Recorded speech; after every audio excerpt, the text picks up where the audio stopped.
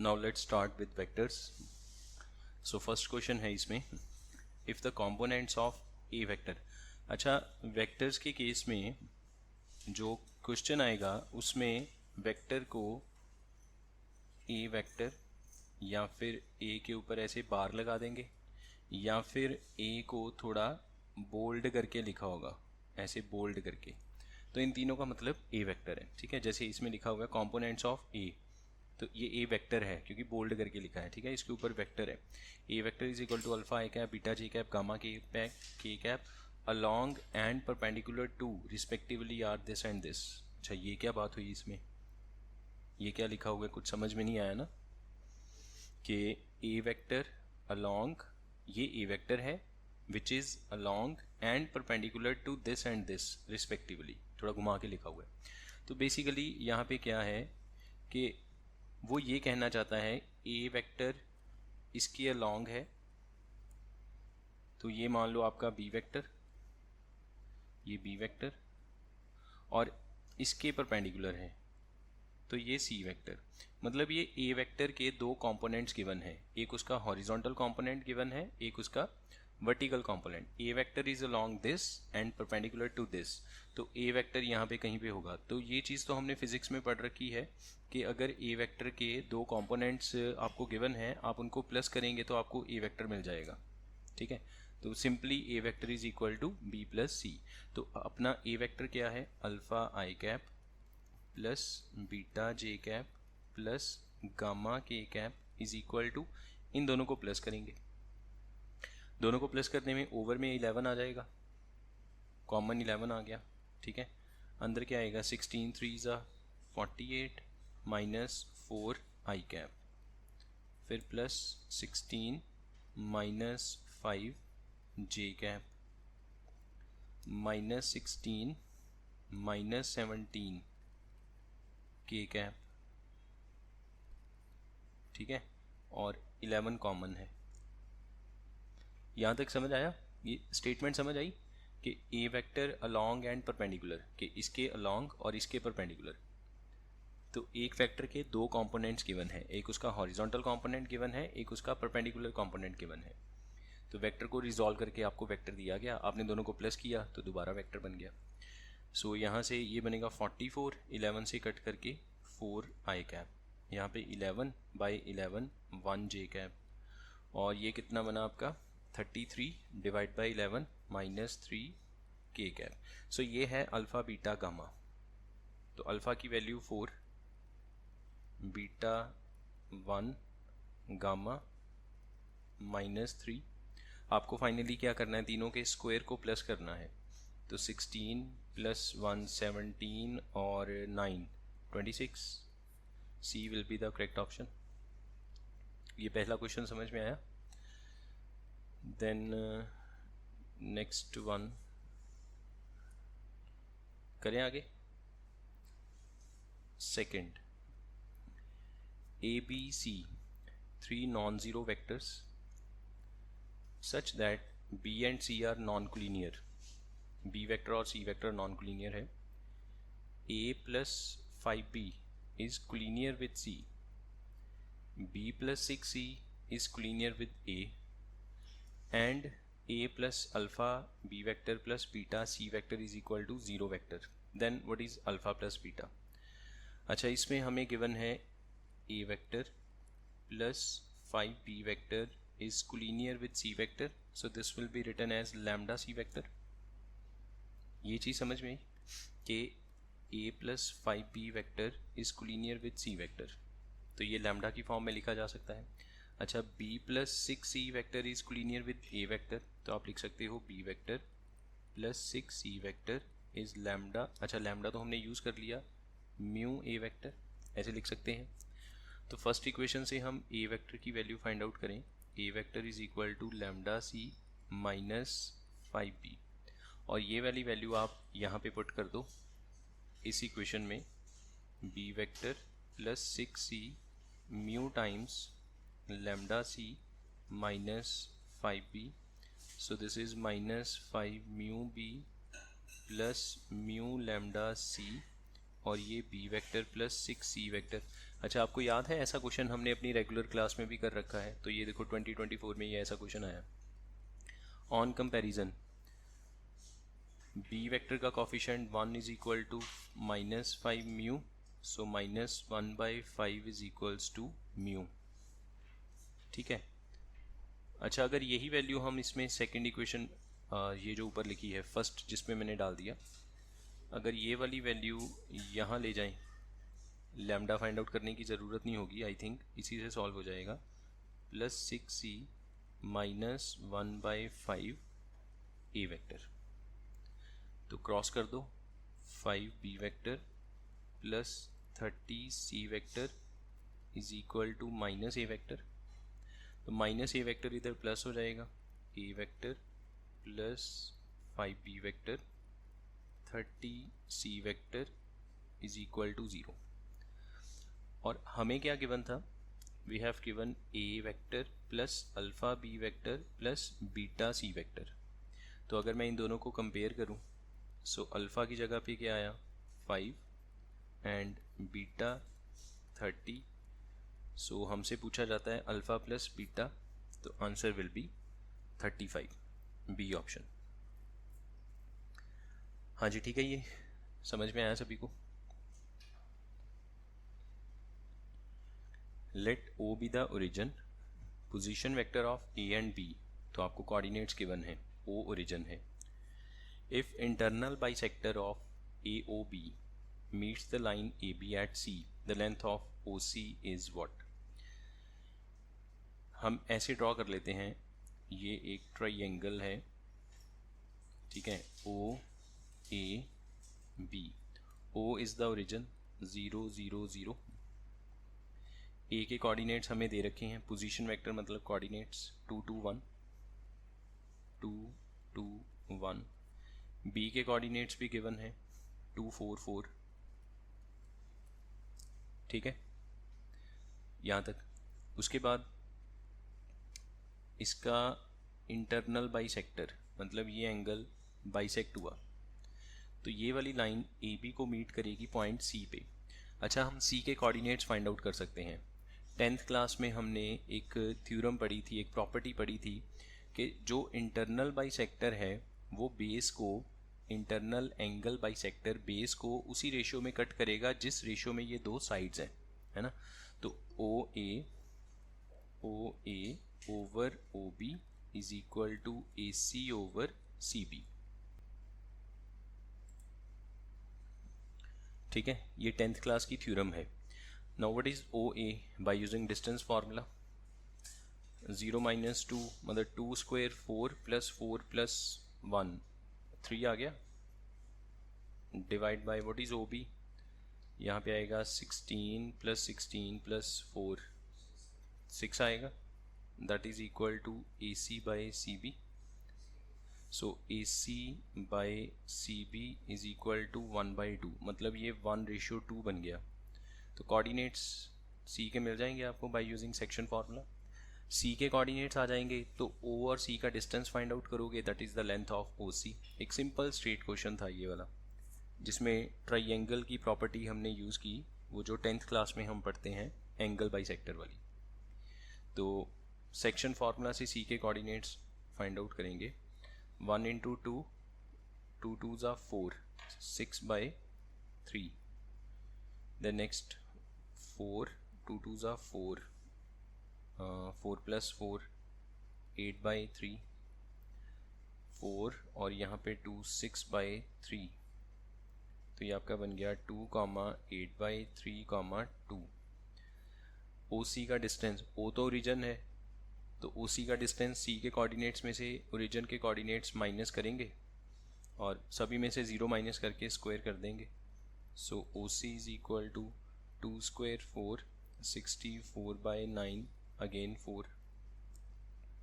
ठीक है, ये तो कितना बन गया, ये 4 9s are 36 और यहाँ पे भी 36 आएगा एलसीएम लेने पे।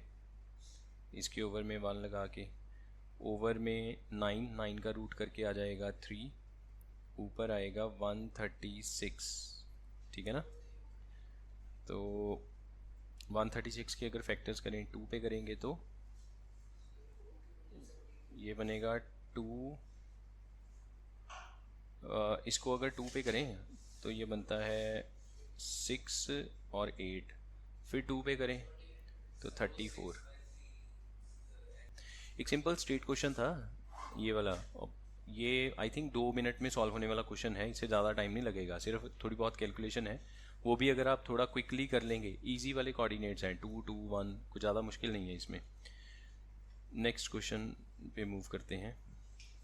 We have given 3 position vectors of 3 vertices of triangle. तो ये पोजीशन वेक्टर्स हैं, ठीक है, and position vectors of orthocentre and circumcentre. ये ऑर्थो सेंटर, ये सर्कम सेंटर का पोजीशन वेक्टर। अच्छा, ये हमारे पास कोई भी ट्राइंगल, ठीक है, इसका ये है position vector 4p vector sorry plus q vector minus 3r vector. Then b का position vector minus 5p vector plus q vector plus 2r vector, और c का position vector 2p vector minus q vector plus 2r vector, ठीक है। अच्छा, इसमें मुझे centroid given, मुझे orthocentre भी गिवन है। पोजीशन वेक्टर मतलब कोऑर्डिनेट्स, ये ए के कोऑर्डिनेट्स हैं, इसमें आई जे के में नहीं दिए हुए कोऑर्डिनेट्स। देखो पी वेक्टर कुछ होगा अपने आप में, something I plus J plus के, फिर ऐसे क्यू कुछ होगा, फिर आर कुछ होगा, अपने आप में कुछ होगा। अब उनको आप आपस में प्लस माइनस करोगे तो आई जे के में एक आंसर आ जाएगा, वो इसका पोजीशन वेक्टर होगा। तो इस बार उसने पोजीशन वेक्टर को वेक्टर फॉर्म में दे दिया, आई जे के की फॉर्म में नहीं दिया, ठीक है। ये चीज़ क्लियर है। जैसे मैं कहता हूँ कि ए वेक्टर, मान लो ए वेक्टर है 2i cap minus 3j cap plus 4k cap, फिर मैंने कहा बी वेक्टर है लेट अस से 3i cap plus 6j cap minus 2k cap. इनको प्लस करके एक नया वेक्टर बन गया, इनको प्लस करके एक नया वेक्टर बना, उसको मैंने सी वेक्टर का नाम दे दिया 5i cap plus 3j cap plus 2k cap. अब मैंने कहा सी किसी का पोजीशन वेक्टर है, तो इसको मैं ऐसे लिखूं या ऐसे लिखूं कोई फ़र्क नहीं पड़ेगा। अब मैंने कहा किसी का पोजीशन वेक्टर है a प्लस बी, तो this is the kind of coordinate. तो मतलब कि a और b अपने आप में कुछ होगा जिसको प्लस करके एक नया वेक्टर बनेगा, वो पोजीशन वेक्टर होगा। तो इस बार p q r क्या है हमें वो नहीं पता, पर हमें इतना पता है कि इनको आपस में ऐसे जोड़ने से a का पोजीशन वेक्टर बनेगा, ऐसे जोड़ने से b का बनेगा, और ऐसे c का बनेगा। हाँ जी, पहला बोलो आप। हाँ, वो ही लगाएंगे। आप बोलो क्या बोल रहे हो। ऑर्थो सेंटर और ऑर्थो सेंटर होता है जहाँ पे ट्राइंगल के एल्टीट्यूड्स मीट करते हैं। सर्कम सेंटर होता है एक ऐसा पॉइंट जो जिसको सेंटर मान के सर्कल ड्रॉ करें तो तीनों पॉइंट्स में से पास करेगा। हाँ, जिसका ओ का ए से बी से और सी से डिस्टेंस सेम होता है, that is called a circumcentre. हाँ जी, ऑनलाइन स्टूडेंट्स, यहाँ तक किसी को कोई डाउट।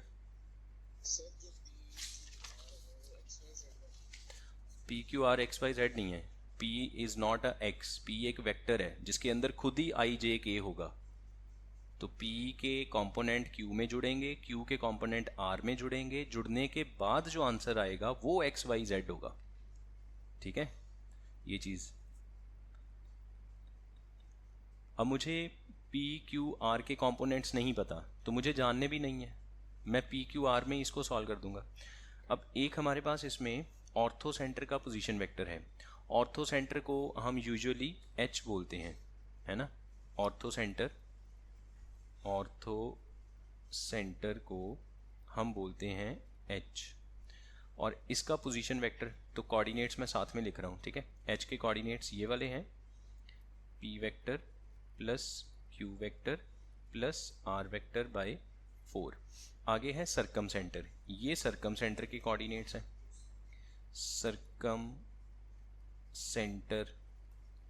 सर्कम सेंटर को बोलते हैं कैपिटल O, याद है ना, ये नोटेशंस स्टैंडर्ड नोटेशंस हैं। सर्कम सेंटर को बोलते हैं capital O, alpha p vector plus beta Q vector plus gamma R vector.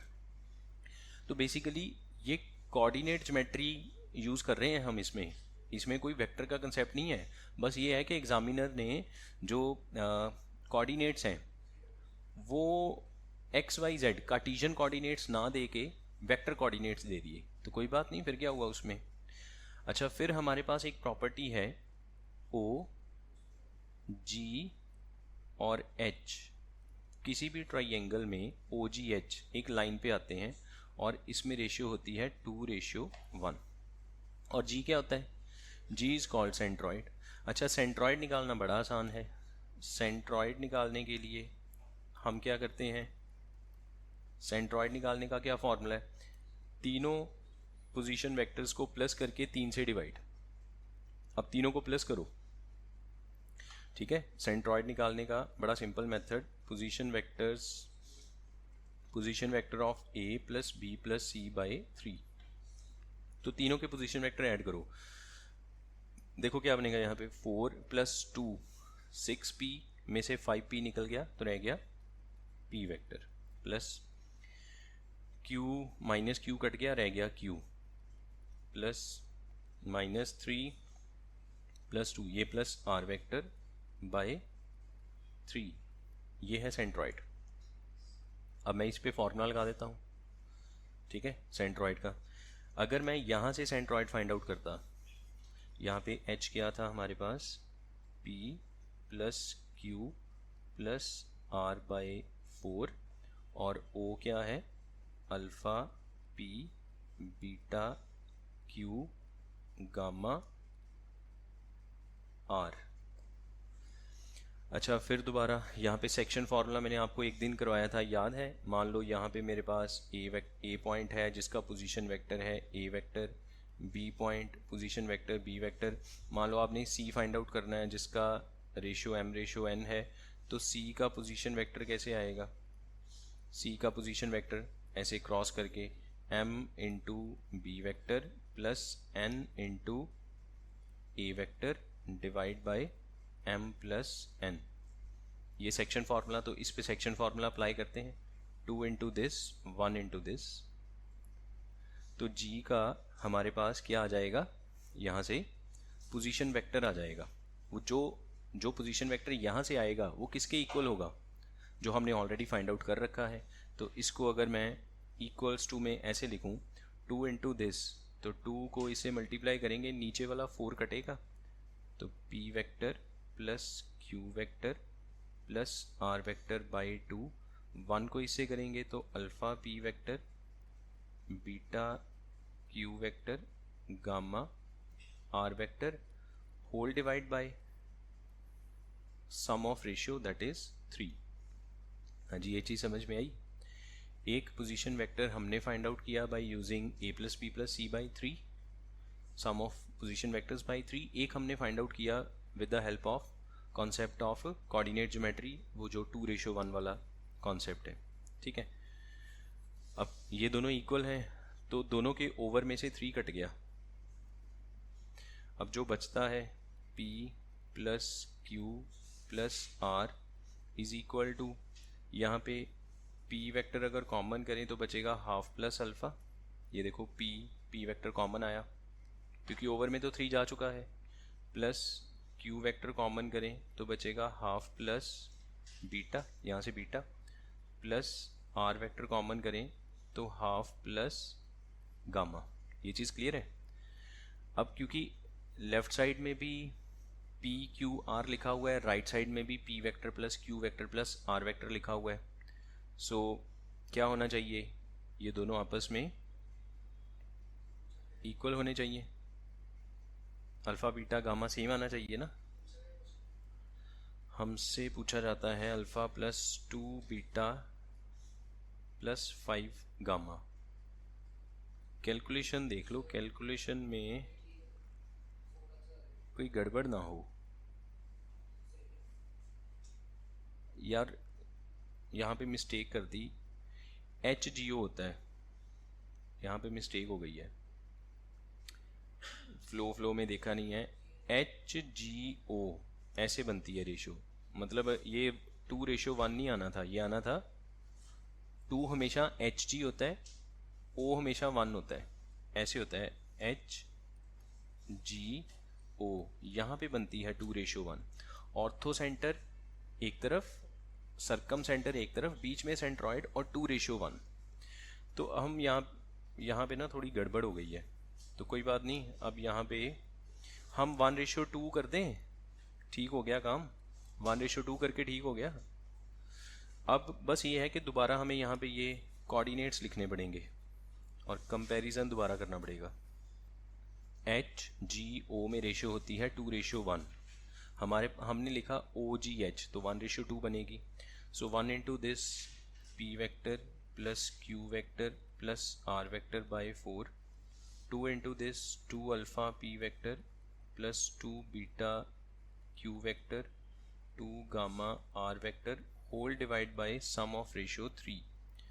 अच्छा, फिर दोबारा दोनों के ओवर में 3 तो कटेगा ही कटेगा, है ना। अब बाकी क्या बचता है, P vector plus Q vector plus R vector is equal to, P vector अगर कॉमन आएगा 1/4 प्लस 2 अल्फ़ा। अच्छा, बाकी भी सारे सेम ही आएंगे, 1/4 प्लस 2 बीटा, 1/4 प्लस 2 गामा। तो इसका मतलब मैं अगर, अच्छा लेफ्ट साइड में भी देखो PQR का कॉफिशेंट भी 1 1 1 है, तो हर बार क्या होगा, 1/4 plus 2 alpha is equal to 1। Coefficient compare करेंगे, सेम ही कॉफिशेंट Q का बनेगा 1/4 प्लस 2 बीटा। तो बार बार कैलकुलेशन करने की बजाय एक वैल्यू सॉल्व कर लो, वही अल्फ़ा है, वही बीटा है, वही गामा है, ठीक है ना। तीनों कॉफिशेंट्स लेफ्ट साइड पे एक जैसे हैं कंपेयर, और राइट साइड में भी तीनों एक जैसे ही हैं, सिर्फ अल्फ़ा बीटा गामा अलग अलग है। So 2 alpha plus 1/4 is 1, so 2 alpha is equal to 3/4, alpha is equals to 3/8, ये बन गया। अच्छा, यही अल्फ़ा है, यही बीटा है, यही गामा है, सेम ही आएगा, है ना। तो क्या चाहिए था, alpha plus 2 beta plus 5 gamma. Check करते हैं, alpha plus 2 beta plus 5 gamma. So 3/8, 2 into 3 6/8, 5 into 3 15/8, तो 24/8, आंसर इज 3।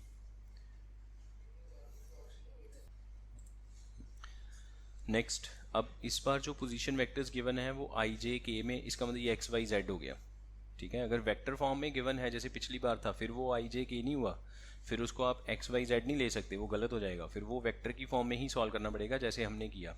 इस बार तो हमें i j k गिवन है, L is the length of angle bisector AD of BAC, जो हमने I think second question solve किया, बिल्कुल वैसा ही है। BAC का इंटरनल बाइसेक्टर करना है, ये BAC, ठीक है, इसका बाइसेक्टर D पे आके कटेगा, AD D पे कट करेगा BC को, ठीक है, और इसकी लेंथ है L। तो सेम जो अभी हम करके आए हैं वैसे ही होगा। A के कोऑर्डिनेट्स क्या हैं इसमें से, 2 - 3 3, 2 - 3 3, B के कोऑर्डिनेट्स 2 2 3, C के कोऑर्डिनेट्स -1 1 3। अब क्योंकि ये इंटरनल एंगल बाइसेक्टर है, तो साइड्स की ratio will be equals to base की रेशियो, ठीक है। AB के लिए आप यूज़ करोगे डिस्टेंस फार्मूला। अच्छा देखो, AB 2 में से 2 0, और Z कोऑर्डिनेट भी 0 हो जाएगा, बचेगा क्या, 2 - 3 5 का स्क्वायर 25, रूट करके 5, तो AB 5 आ गया। ऐसे आंखों में कर सकते हो, जितनी कैलकुलेशन हो सकती है। AC के लिए Z कोऑर्डिनेट सेम है, तो Z कोऑर्डिनेट वाला पार्ट 0 हो जाएगा। 2 - 1 3 का स्क्वायर 9, और -3 - 1 4 का स्क्वायर 16, ये भी 5 बनेगा। BD ओवर DC, तो 1:1। अच्छा, 1:1 का मतलब ये मिड पॉइंट हो गया, तो मिड पॉइंट फार्मूला लगा के D के कोऑर्डिनेट्स मिल जाएंगे। It implies D is mid point, क्योंकि रेशियो सेम आ गई। रेशियो सेम आने का मतलब है जितना लेफ्ट पे है उतना राइट पे है, तो डी बिल्कुल मिडल पे है। तो डी के कोऑर्डिनेट्स 2 माइनस 1 1/2, फिर 2 प्लस 1 3/2, 3 प्लस 3 6/2 मतलब 3। ये हो गया डी। और एल क्या है? L is length of A D. So A D की लेंथ फाइंड आउट करते हैं। 2 में से हाफ निकल गया, 3/2 स्क्वेयर, प्लस -3 में से -3/2, तो कितना बनेगा ये? 9/2 स्क्वेयर। ठीक है, और 3 में से 3 0, तो बस ये दो ही आएंगे इसमें। ओवर में 4 आ गया, ऊपर आएगा 81 + 9 √90। ये हो गया L। तो व्हाट इज L स्क्वेयर? 90/40, 90/4 मतलब 45/2। और हमें क्या चाहिए? We need to find 2L square, तो इसका डबल कर दो, 2L स्क्वेयर इज 45। तो अपना आंसर है C option 45। Now again we have given position vectors of ABC triangle ABC, ऐसे करके इनके पोजीशन वेक्टर्स गिवन हैं। मतलब कोऑर्डिनेट्स 2 2 1, देन B के कोऑर्डिनेट्स 1 2 2, C के लिए 2 1 2। अच्छा, अब क्या है? L1 L2 L3 are length of perpendiculars drawn from the orthocenter of the triangle on the sides AB BC AC. So what is L1 square plus L2 square plus L3 square? Orthocentre बीच में कहीं पे होगा triangle के, यहाँ पे, ठीक है, जिसको हम यूजुअली H बोलते हैं, जहाँ पे सारे परपेंडिकुलर्स मीट करेंगे। ठीक है, अब यहाँ से एक लाइन परपेंडिकुलर ड्रॉ करेंगे तीनों साइड्स के ऊपर। ए बी पे आने वाला परपेंडिकुलर दैट इज़ L1, इसकी लेंथ, जो यहाँ पे BC पे आएगा L2, और जो परपेंडिकुलर AC पे जाएगा उसकी लेंथ है L3। ये चीज़ समझ में आई? आपको ये लेंथ फाइंड आउट करके इनका स्क्वायर करके प्लस करके अपना आंसर देना है। अच्छा, एक तो इसमें मेथड क्या होगा कि हम H पॉइंट फाइंड आउट करें ऑर्थो सेंटर, फिर वहाँ से ये लेंथ ऑफ परपेंडिकुलर जो लाइन के ऊपर जाके मीट करेगा उसकी लेंथ फाइंड आउट करें, है ना। पहले foot of perpendicular find out करें, फिर डिस्टेंस फार्मूला से length of perpendicular find out. ऐसे तो बहुत लेंथी हो जाएगा क्वेश्चन। पहले H ढूंढना है, फिर तीनों लेंथ ढूंढनी है। कुछ और सोचें इस ट्राइंगल में।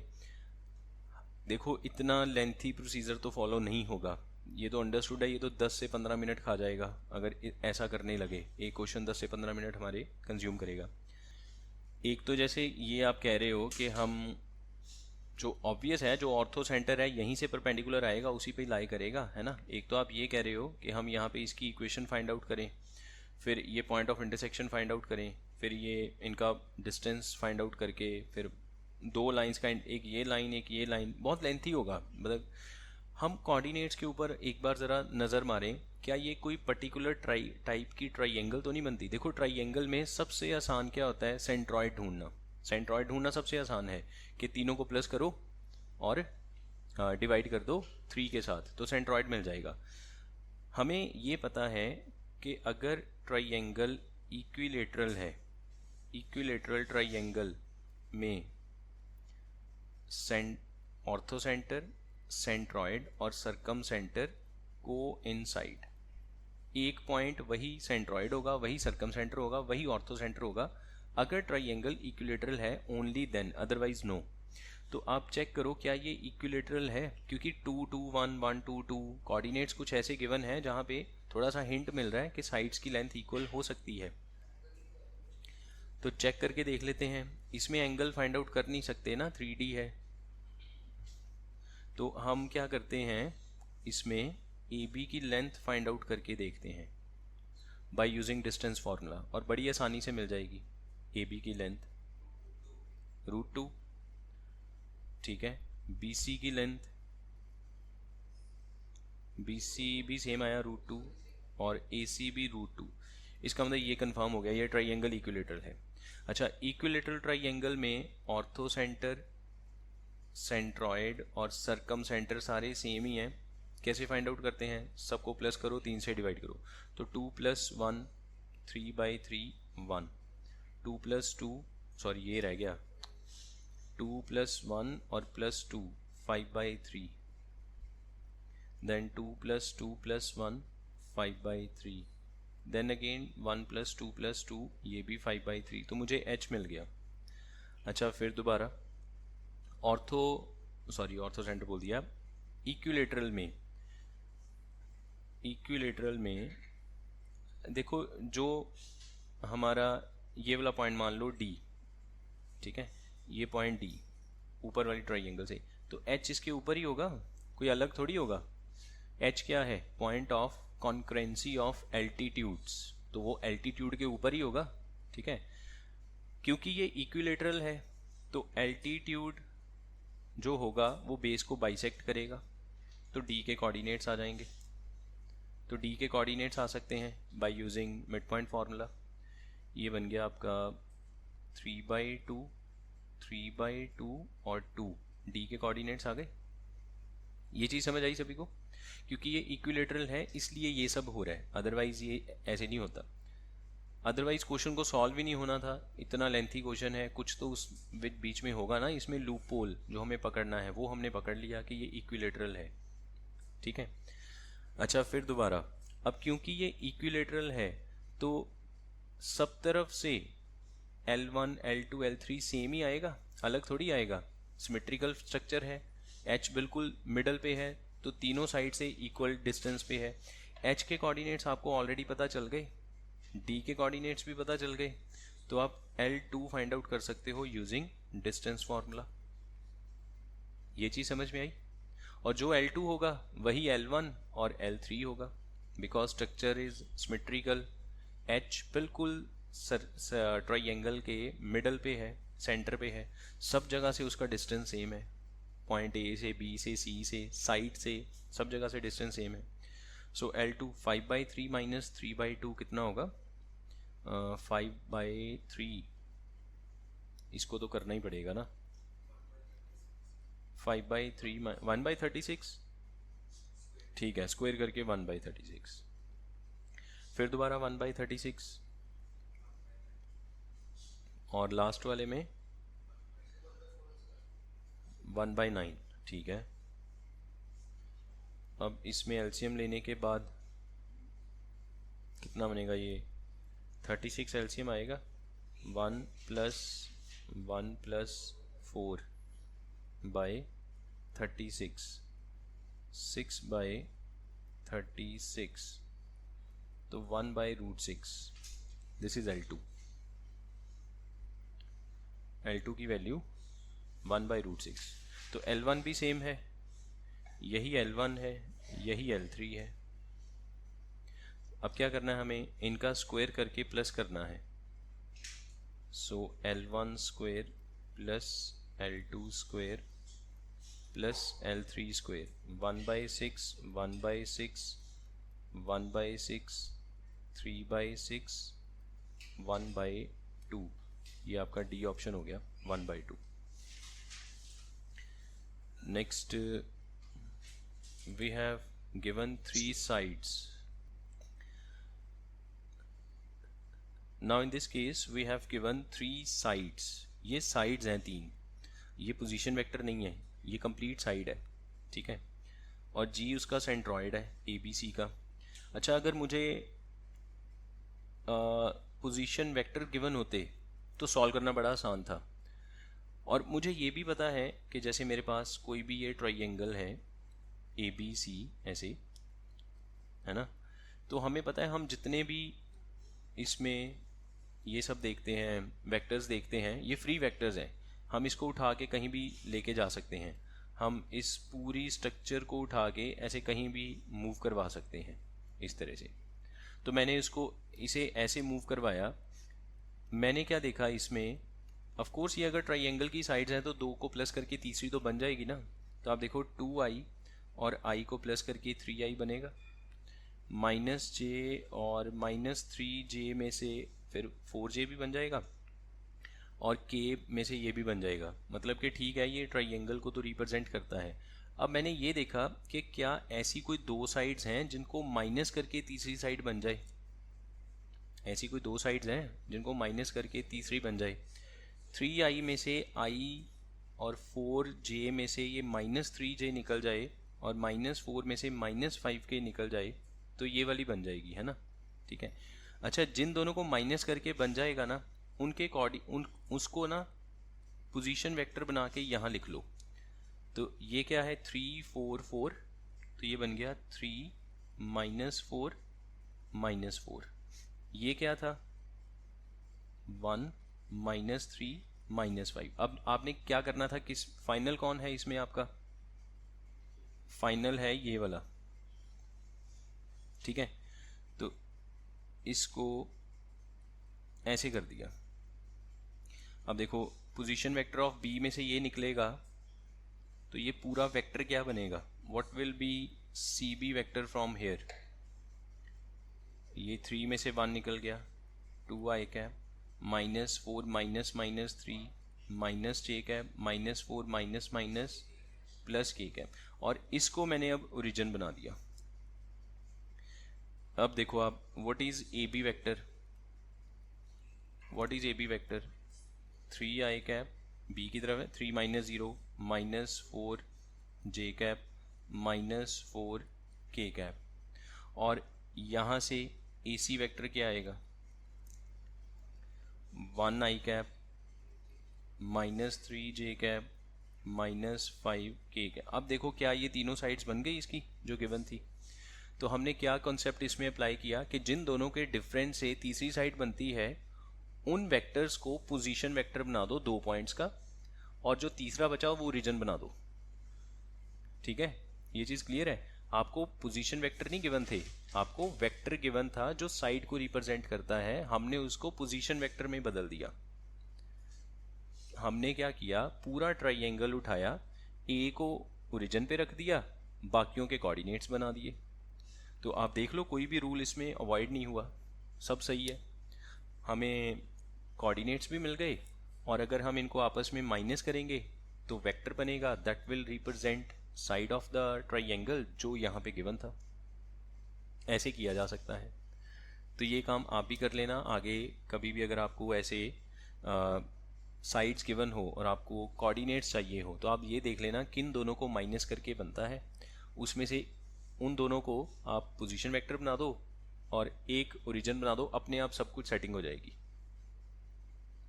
ठीक है। अब जी क्या है इसमें, सेंट्रॉइड। तो अब तो सेंट्रॉइड निकालना बड़ा आसान हो गया, आपको कोऑर्डिनेट्स मिल गए, सेंट्रॉइड निकल जाएगा। जी विल बी, तीनों को प्लस करेंगे तो 1 प्लस 0 प्लस 3 4/3, फिर यहाँ पे minus 3 0 minus 4 minus 7/3 minus 5 minus 4 minus 9/3, मतलब ये आपका हो गया -3। अब क्या चाहिए, ए जी स्क्वेयर, 6 टाइम ए जी स्क्वेयर बी जी स्क्वेयर सी जी स्क्वेयर, ए का जी से डिस्टेंस, बी का और सी का। अब डिस्टेंस फार्मूला अप्लाई करके डिस्टेंसेस फाइंड आउट करो, उनका स्क्वायर करके प्लस करके 6 से मल्टीप्लाई कर देना। सो ए जी स्क्वायर, तो रूट हटा दो, ए और जी का डिस्टेंस 4/3 माइनस 0 16/9 49/9 3 माइनस 0 9। ठीक है ये, और इसमें ओवर में आ जाएगा 9, ऊपर क्या आएगा 16 प्लस 49 प्लस 81, तो 50 और 80 ये आपका बन गया 130 146/9। आगे बी जी स्क्वेयर, ठीक है, बी जी स्क्वेयर निकल गया, बी और जी का डिफरेंस 4/3 माइनस 3 3 3 9 में से 4 5 25/9 प्लस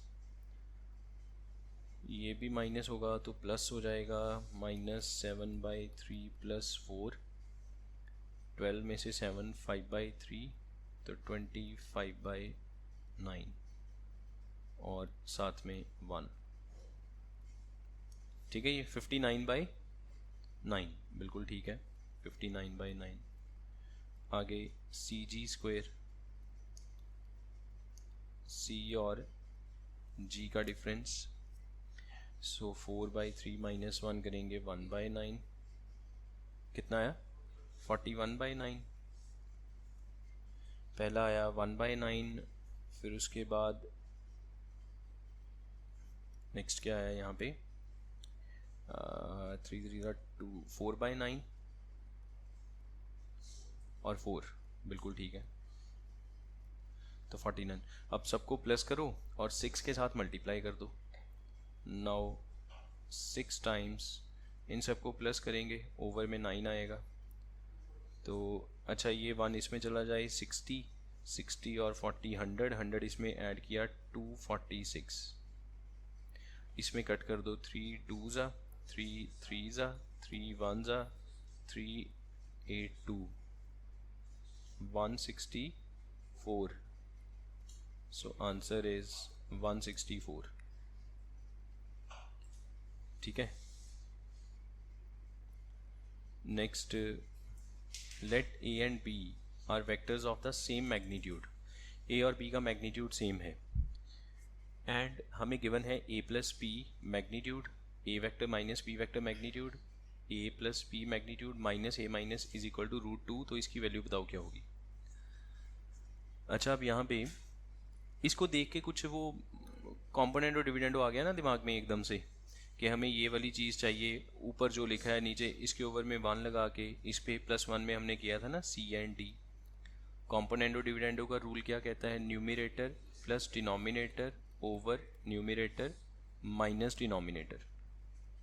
तो आप देखो, अगर आप इसमें इस न्यूमिरेटर में ये डिनोमिनेटर ऐड करोगे तो क्या होगा, ये मॉड A माइनस बी कटेगा, ऊपर A प्लस बी का डबल हो गया, twice of A plus B, ठीक है। A vector plus B vector, over में माइनस वाला प्लस में बदल जाएगा और प्लस वाला कट जाएगा, twice of A minus B is equal to √2 + 1 √2 - 1, ये कट गया। अच्छा हमें क्या गिवन है कि ये A वेक्टर और ये B वेक्टर, ऑफ कोर्स इनके बीच में कुछ एंगल तो होगा दो वेक्टर के बीच में, और दोनों का मैग्नीट्यूड सेम है। अगर मैं यहाँ पे स्क्वेयरिंग करूँ, so what I will get, A² + B² 2A.B, जिसको हम लिख सकते हैं 2AB cos theta divide bye A² + B² minus 2AB cos theta, ये बनेगा 2 + 1 + 2√2 डिवाइड बाय 2 + 1 माइनस 2√2, ठीक है। यहाँ तक समझ आया। यहाँ से हमें cos थीटा मिल जाएगा। अगर मैं इसको रैशनलाइज ही कर लेता, ज़्यादा आसान नहीं होता इस चीज़ को, √2 + 1 √2 + 1, तो ये, अरे सिर्फ इसको रैशनलाइज करना है हमें, एक मिनट, इसको अगर मैं रैशनलाइज करूँ तो ये बनेगा, नीचे 1 आ गया तो ऊपर क्या बचेगा, √2 + 1 होल स्क्वायर, तो 2 + 1 + 2√2, तो ये बनेगा 3 + 2√2 स्क्वायर, ऐसे बन जाएगा स्क्वायरिंग करने के बाद। ये ज़्यादा आसान रहेगा ना, बाद में फिर रैशनलाइज तो करना ही पड़ेगा, तो पहले ही रैशनलाइज करके ही स्क्वायर कर देते हैं। अच्छा अब A² B² का मैग्नीट्यूड सेम है, तो मान लो A मैग्नीट्यूड B मैग्नीट्यूड आपने लैम्डा मान लिया, तो ये भी λ², ये भी λ², यहाँ से भी लैम्डा स्क्वायर करके λ² ही बनेगा, ठीक है। तो अब ये बन गया आपके पास λ², 2λ² + 2λ² cos theta divide by 2λ² -2 lambda square cos theta, ये बनेगा 9 + 8, 3 2 ज़ा 6 2 ज़ा 12√2। ठीक है यहाँ तक। सो इसमें स्टेटमेंट में मिस्टेक √2 + 1 आएगा, और +1 के ओवर में इसके 1 लगा के अगर कॉम्पोनेंडो डिविडेंडो करें तो ये बनेगा √2 + 1 + 1 ओवर √2 + 1 -1, तो ये बनेगा √2 + 2 ओवर √2। ऊपर से √2 कॉमन करें, यू विल गेट 1 + √2/√2, ये कट गया। अब इस पे स्क्वायर करेंगे, ठीक है, ये चीज़ बनी फाइनली। इस पे स्क्वायर करेंगे तो ये बनेगा 1 + 2 + 2√2, तो ये बनेगा 3 + 2√2, और यहाँ से भी 3 + 2√2। अब ठीक हो गया ये, वो √2 + 1 होल बाय 1, ठीक है, उस पर कॉम्पोनेंट और डिविडेंडो लगाया तो फाइनली हम यहाँ तक पहुँच गए।